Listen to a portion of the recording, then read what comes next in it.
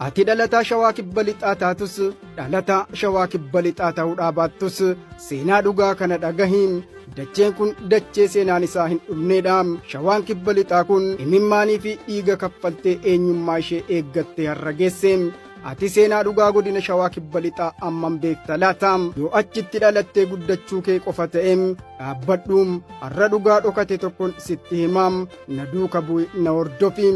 Har'as ragaa qabatamaa fi seenaa qulqulluu qabadheem dachee gootaa fi badhaatuu godina Shawaa Kibba Lixaa fi magaalaa Walisootti isin fudhadhee qajeeleem yaadaan godina kana keessa isin naannessaam. Shawaan Kibba Lixaam kaabaan godina Shawaa Dhihaam kibbaan naannoo kibbaam Sidaamoo seentiraal Itoophiyaa fi godina Arsii Lixaam bahaan godina addaa naannawa Finfinnee fi godina Shawaa Bahaam lixaan ammoo godina Jimmaa fi naannawaa giddu galeessa kibbaatiin daangeffamtee argamti. Aanolee fi magaalonni gurguddoon godinichaam magaalaa guddoo Walisoo yoo ta'u aanaaleen aanaa Walisoom, aanaa Bachoom yookaan Tulli Boolloom, aanaa Wanciim, aanaa Ammayyaam, aanaa Daawoom, aanaa Qarsaa Maallimaa fi aanolee biroo of keessatti hammattee qabdi.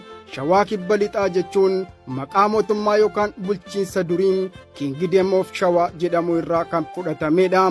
Akka ragaaleen seenaa qorannoo agarsiisutti godinni kun bifa ammayyaatiin bara 2002 hanga bara 2005 gidduutti aanaalee duraan godina Shawaa Lixaa jala turan addaan baasuun of danda'e ijaarame. Magaalaan guddoo godinichaa Walisoo yoo taatu magaalota gurguddoo akka Tullu Boollos of keessaa qaba. Godinni kun dachee seenaa dhala namaati.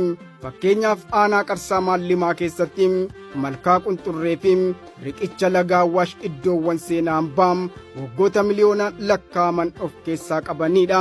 Malkaan Qunxurree aanaa Qarsaa Maallimaa keessatti hambaa dhaloota sanyii namaa durii kan ta'e malkaa Qunxurree fi riqicha laga Awwaash godina Shawaa Kibba Lixaa aanaa Qarsaa Maallimaatti iddoo seenaa malkaa Qunxurree jedhamutti argama. Kun ragaa qorannoo seenaa addunyaati.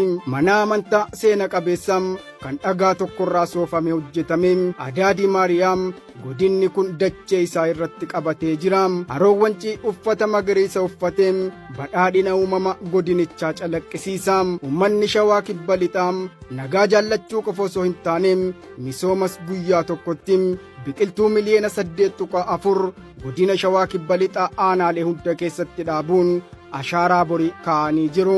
Godina kana keessatti sirni bulchiinsa uummataa gadaa fi saboota wal makuum kan akka Oromoo, Guraagee fi Cheeboom haala bareedaan waliin jiraachaa turanii.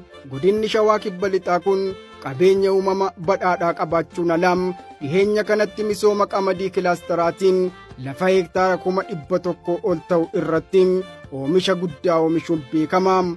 Humna misooma daandii fi investimentii bakka coomtuu giddu galeessa ta'eedha.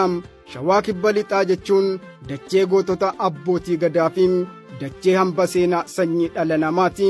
Dhugaan jiru kana godinni Shawaa Kibba Lixaa handhuura seenaa fi fakkeenya obbolummaati. Ayyoomiyyuu odeeffannoo dhugaa qofan isiniif dhiheessa. Hordoftoota koona jaallattanii seenaan kun waan qorannoo dhugaa irratti hundaa'eef sheer gochuudhaan saba keessaniin gaham. Kutaa itti aanu keessatti seenaa godina kamii akkan qabadhee dhiyaadhu koomantii jalatti naaf barreessaa. Seenaan akkasii akka itti fufuuf laayik sheer gochuu hin dagatinaa. An Abdusalaam Araarsaan ture nagaa naaf ta'a.